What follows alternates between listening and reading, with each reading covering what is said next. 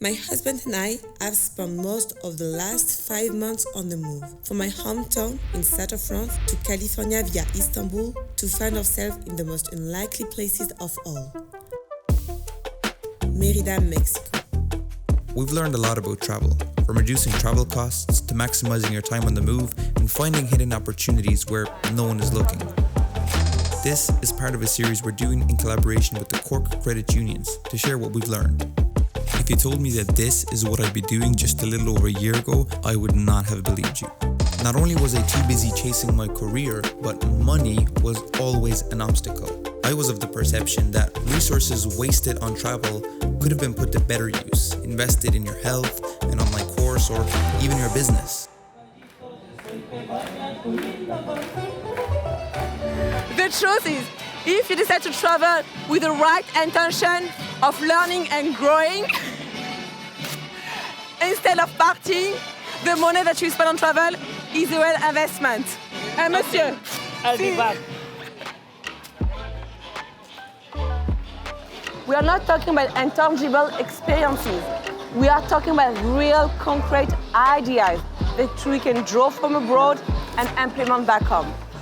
Howard Schultz, the founder of Starbucks, got the idea of coffee shops after a buying trip to Milan. He went on to implement it across the US, creating a brand as popular as Nike, as American as Levi's, and bigger than both combined. But you are probably not Howard Schultz, and you can't afford a ticket to Milan. Don't let that hold you back. You can still travel, and even on a budget. If you aim to reduce your biggest expenses, travel can truly be cheap. It's the Pareto principle of travel. It means that if you focus on the 20% of expenses to take up 80% of your costs, you'll save on travel without having to count your pennies. In other words, there are many things you'll spend your money on while traveling, but only a few of those will take up the majority of your budget. Isn't that right? Transport is always the first and most important expense. The price of the flight ticket can make a big dent in your budget. For this reason, it's best if you choose to travel in the off-season. This varies depending on when you are going, but as a rule of thumb, try to avoid July, August, and Christmas time. The earlier you can plan your trip, the cheaper it will be. We found that websites like Skyscanner or Kiwi are great for comparing prices and finding the cheapest flights. No matter where you're going, if you're planning to stay there for a while, try to get accommodation that's centrally located. Daily Uber and taxi lifts can quickly add up. Sometimes spending that little bit extra, 50 or 100 euro on being centrally located can end up saving you massively on travel. A few months back, we got burned big time. We got cheap accommodation in LA, but ended up spending hundreds of dollars on Uber and countless hours on the bus just to get around. A good hack for this is finding a place that's more centrally located for a few days first, getting an understanding of your surroundings, and then renting out something for long term. After flights, this will always be your biggest expense. Finding cheap accommodation is tricky and time-consuming, but finding free accommodation is an art. If you got some skills to trade out, then there is an abundance of people who are willing to trade your gifts for shelter. Websites like workaway.info are designed to put you in touch with someone who's willing to trade your work for lodging. TED speaker and a professional remote worker, Matthew Trinetti, has another cool travel hack you can use. This is becoming my number one tip lately, is trusted house sitters. I think getting your first house sit is probably the most difficult, but if you can do that, then it kicks off because you get reviewed and all these things. So a little tip to get your first house sit, I would find a place that maybe is in a less popular location. So we didn't do London, we did somewhere like in the countryside.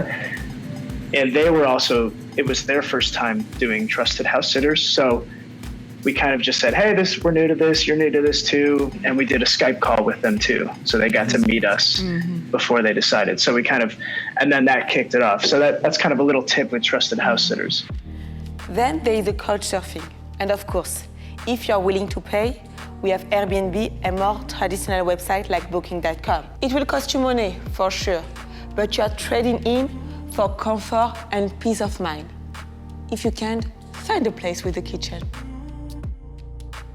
Eating out every day will not only impact your budget, it will also impact your health. Restaurant bills can pile up very fast, even in a place that seems relatively cheap. And healthy places are hardly inexpensive. Outside of rent, food will always be your biggest daily bill. Try to mitigate it by shopping smart. Local markets are the best places to get a good deal. Be adventurous, step outside of Walmart and try to tap into the local community to find the best deals. If you're traveling to a place that has different currency, make sure to check where you can get the best exchange rate. You can find out a rate by Googling them. Even 1 pound of difference can have a big impact on your budget. 1 pound. At that rate, if you change 1,000 euro into pesos, you'll get 22,500 pesos. Now, if your rate drops just by 1 peso for that same 1,000 euro, you'll only get 21,500 pesos. That's 1,000 pesos of a difference. With that amount of money, you'll be able to buy enough food for an entire week here in Merida. Most importantly, start looking at travel as an investment, not a cost. Don't allow yourself to waste a single day abroad. Handmade creation. Can you imagine? Time, after all, is a currency you can't earn back.